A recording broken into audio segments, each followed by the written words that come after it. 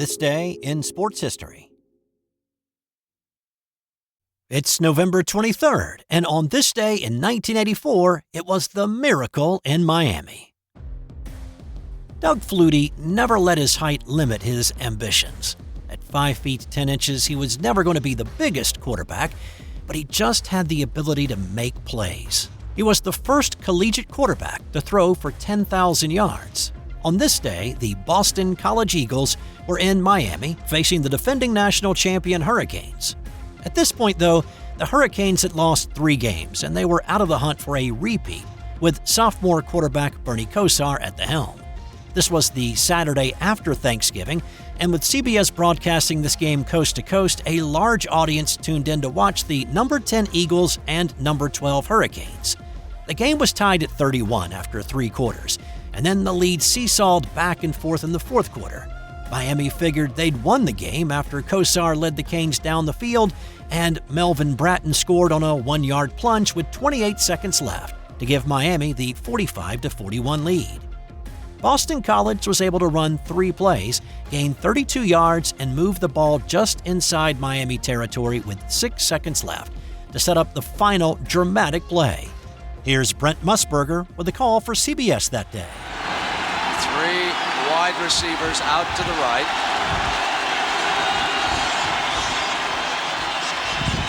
Flutie flushed. Throws it down. Caught by Boston College. I don't believe it. It's a touchdown. The Eagles win it. Unbelievable. I don't believe it. Phelan is at the bottom of that pile. Here comes the Boston College team. He threw it into the end zone. There was no time left on the clock. The ball went between 2 defensive backs of Miami. In the huddle, the play was called 55 flood tip, which in essence is the Hail Mary play. Another thing about this, while the line of scrimmage was the Miami 48, Flutie scrambled to avoid a sack and he retreated to his own 37 when he launched the pass. Add to that, there were 30-mile-an-hour winds that night blowing against him, so that's 63 yards in the air against a pretty stiff breeze. The offensive numbers in this one were pretty amazing. Flutie and Kosar combined for 59 completions and 919 yards through the air. And one last note from this one, Miami's defensive coordinator Bill Trout resigned after the game. This was the first year for Jimmy Johnson as head coach. Trout had been a holdover from Howard Schnellenberger's years, and he and Johnson did not quite get along all that well to begin with. When Johnson was calling upstairs prior to the final play, he could not get Trout on the headset. Johnson said they did not have a defensive call for this final play. He also said he never talked to Trout ever again. As for Flutie, he went on to win the Heisman balloting that year over Ohio State's Keith Byers, Brigham Young's Robbie Bosco, and Bernie Kosar, who finished 4th. And speaking of the Heisman, on this day in 1991, Desmond Howard solidified his hold on the Heisman and then struck a pose. It was the big game at the Big House, Ohio State at Michigan. This edition was not a close game. Michigan took the lead on their first possession and then took a 17-7 lead midway through the 2nd quarter. After the Michigan defense stifled Kirk Herbstreit and the Ohio State offense, they had to punt it away to the most dangerous kick returner in college football, Desmond Howard. He caught it on his own 7-yard line. Here's Keith Jackson with a call for ABC that day. Averaging just under 38 on 44 kicks this year. Nice high kick, got a little wind under it. And it runs Howard back. Look at that. Oh my goodness. One man. Goodbye. Hello, Heisman. Right after Jackson said, "Hello, Heisman," Howard struck the Heisman pose in the end zone. Bravado, sure, but the man had caught 19 touchdown passes that season. He'd returned a kickoff 93 yards in the season opener, caught an Elvis Grbac pass against Notre Dame that later became known as The Catch in Ann Arbor, and had, without a doubt, been the most dominant offensive player in the country that season. So a little celebration was warranted. Howard talked about his decision to strike that pose on a Manning cast of a Monday Night Football game, saying that his initial intention to celebrate was to do a backflip into the end zone. He'd been dating a gymnast who taught him how to do it, and this was his chance. But he says he chickened out at the 8-yard line and then improvised the Heisman pose. Howard went on to win the Heisman in '91 with the largest percentage of first-place votes at the time. On this day in the crazy football season of 2007, the top-ranked team in the country lost again. The LSU Tigers had already secured a berth in the SEC championship game, entering their final game of the regular season, but a second loss on the season would essentially end their hopes for a national title. At least that's what everybody thought. They carried the #1 ranking and a 19-game home winning streak against the unranked Arkansas Razorbacks in the battle for the boot. Razorback running back Darren McFadden had a great day, running for 206 yards and 3 touchdowns, and he threw for another one. Future Madden cover guy Peyton Hillis added a 65-yard touchdown run, and the Razorbacks were playing like giant killers. Arkansas led by a touchdown, and LSU was down to their final play in regulation, facing a 4th and goal from the 3 with 1 minute, 1 second to play. They found the points they needed. Here's Vern Lundquist with the call that day for CBS. Here is the snap. Flynn into the end zone. It's caught! Demetrius Byrd! LSU's within 1 point of tying it up. The teams traded touchdowns and extra points in the first 2 OTs. In the third, Hillis scored his second touchdown of the day and then converted on their mandatory 2-point conversion. The Tigers answered with a Matt Flynn to Brandon LaFell touchdown to bring them within 2. But Flynn's 2-point conversion throw into the end zone was picked off, and Arkansas had knocked off LSU, and the top-ranked team had lost yet again in 2007. The Tigers slipped to number 7 in the country, and at that point, everybody in the country figured their national championship hopes were dashed. But more crazy things were on the way in the closing weeks of the crazy 2007 college football season.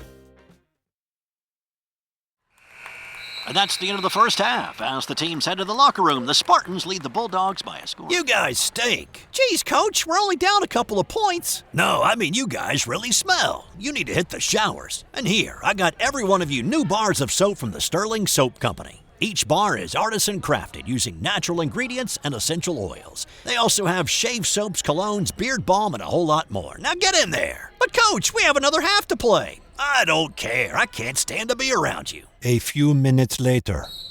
All right, bring it in tight. You guys are still playing terrible, but you're smelling great out there. Now listen, you're going to need to stock up for the rest of the season. We got a lot of tough games left. So go to sterlingsoap.com after the game. That's STIRLING soap.com. You got that? Yes, Coach. Great. sterlingsoap.com on 3. 1, 2, 3. sterlingsoap.com. On this day in 1957, NC State's Dick Christie scored every Wolfpack point on the way to a 29-26 win over South Carolina. The Wolfpack football team had only 13 scholarships to dole out in '57, well below what others in the newly formed ACC were handing out. They entered that year lightly regarded, and yet they put together a well above average season heading into their final game of the year on the road in Columbia, South Carolina against the Gamecocks. The Pack were 7-1-2 at this point, with their 7 wins coming mostly from a powerful running game. They seldom passed, averaging just 50 yards through the air a game.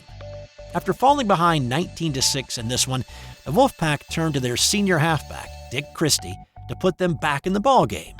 Having scored the first touchdown, he reeled off another 3 and kicked 2 conversions to give NC State a 26-19 lead.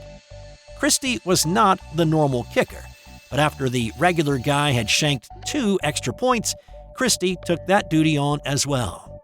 The Pack defense had been pretty good that season, pitching shutouts in 5 games and only giving up an average of 5 points a game, but they could not stop the Cocks from driving down the field and scoring the tying touchdown with 1:09 left.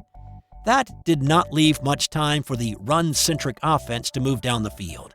And another tie would sink the Wolfpack's hopes of winning the ACC title. With time winding down, the Pack attempted to throw the ball downfield, but it was picked off by USC defensive back Alex Hawkins. Hawkins made it down to the Pack 15 before being tackled, and time ran out. Gamecock fans ran onto the field to celebrate the tie, but hang on a second. A pass interference penalty had been called on Hawkins, and since the game cannot end on a defensive penalty, State had one last chance.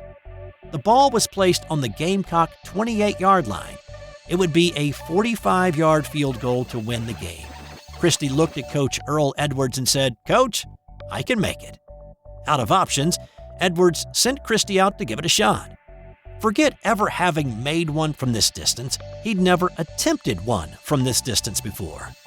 Christie had a line drive kick that seemed to float an inordinate amount of time in the air, but it had enough to get over the crossbar for the 29-26 win. Christie had scored 4 touchdowns, 2 extra points, and the game-winning field goal for all 29 points in the win.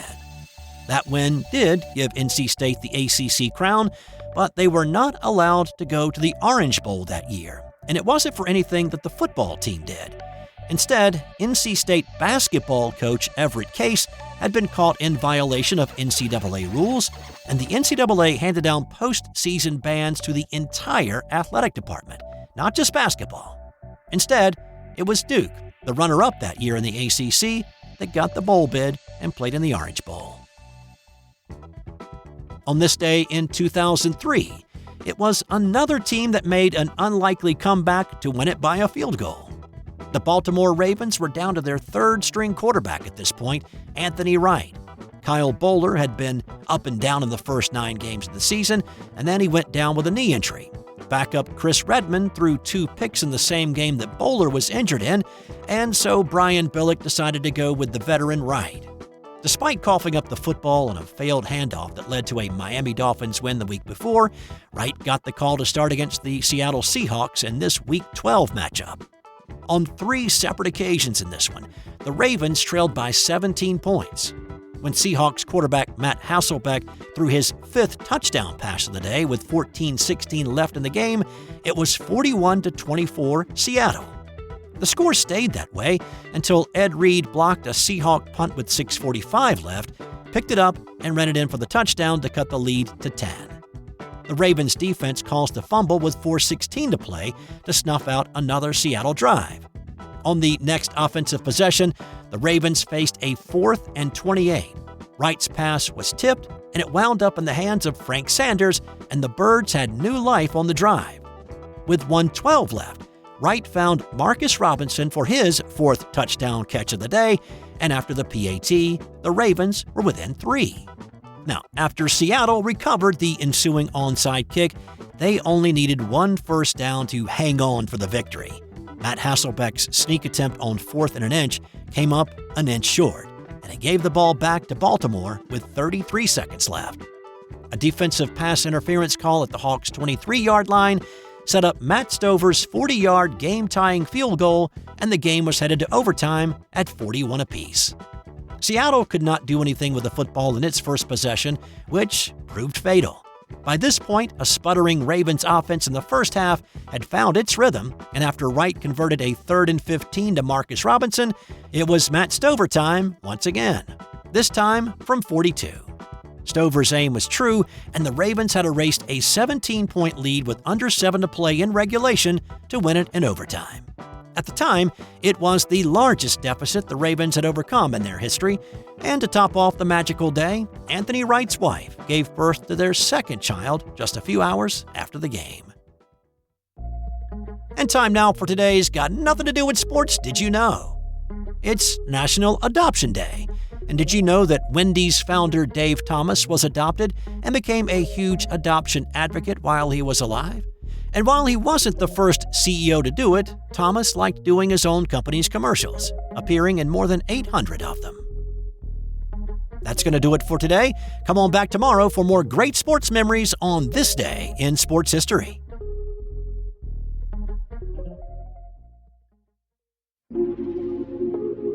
This has been an original Thrive Suite production.